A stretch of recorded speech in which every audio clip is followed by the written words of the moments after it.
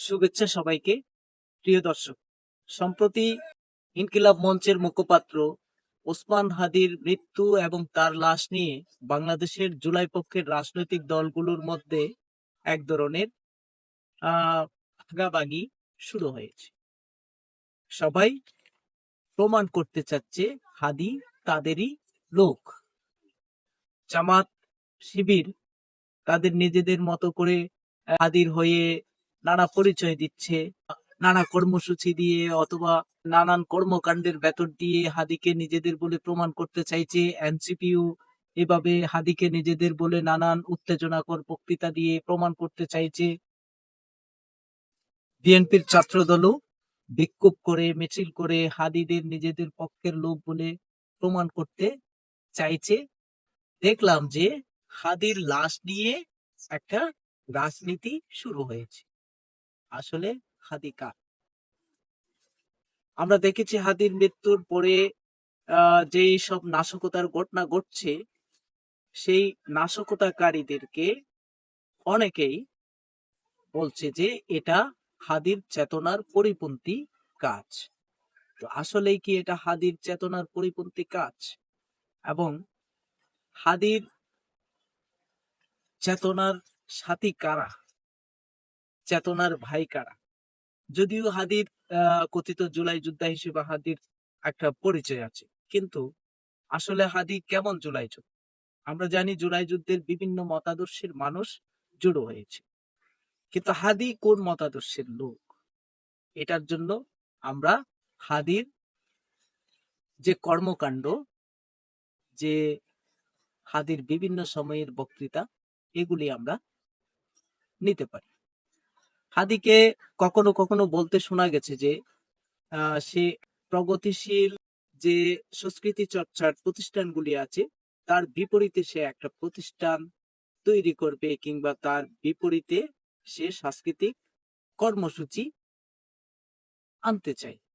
তো যাই হোক, এই দেখে মনে হবে যে হাদি আসলে একজন সাম্প্রদায়িক সম্প্রীতির পক্ষের লোক, কিন্তু আসলে কি তাই? যারা হাদির হয়ে হাদির পক্ষের লোক হিসেবে যারা বিভিন্ন নাশকতা ঘটিয়েছে, নাশকতার ঘটনা ঘটিয়েছে, তারা তাদের সাথে হাদির কি সম্পর্ক আছে? আমরা সর্বপ্রথম হাদিকে দেখেছিলাম, হাদির ইনকিলাব মঞ্চকে দেখেছিলাম সর্বপ্রথম আহ বাংলাদেশের জাতীয় সঙ্গীত পরিবর্তনের কথা বলতে। বাংলাদেশের জাতীয় সঙ্গীত পরিবর্তনের কথা কারা বলে? অবশ্যই উগ্রবাদীরা, সাম্প্রদায়িক শক্তিরাই জাতীয় সঙ্গীত পরিবর্তনের কথা বলে, কারণ তারা রবীন্দ্রনাথকে নিতে পারে না। এটা তো আর এখানে ব্যাখ্যা করার কোনো প্রয়োজন, কেন নিতে পারে? তো তারা আসলে, হাদিরা যদিও গণতন্ত্রের কথা বলে, তারা গণতন্ত্রকে ব্যবহার করে নিজেদের ধর্মীয় ফ্যাসিজম কায়েম করতে চায়। আর জাস্ট ক্ষমতায় যাওয়ার জন্য গণতন্ত্রকে ব্যবহার করে ক্ষমতায় যাবে, তারপর গণতন্ত্রকে গলা টিপে মারবে, ভিন্ন মতকে গলা টিপে মারবে। বিভিন্ন সময়ে ভিন্ন মতের বিরুদ্ধে, ভিন্ন মতের লোকদের বিরুদ্ধে হাদির যে অশ্রাব্য গালিগালাজ, সেটাই আমাদের কাছে স্পষ্ট করে দেয় ভিন্ন মতের প্রতি, ভিন্ন মতের লোকদের প্রতি হাদির ব্যবহার কেমন।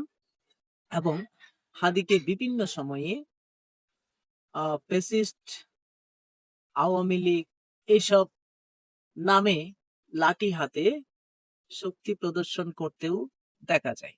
এবং তার যে উগ্রবাদী কথাবার্তা, তার যে উগ্র কর্মকাণ্ড, এইসব কি হাদিকে একজন উগ্রবাদী হিসেবে প্রমাণ করে না?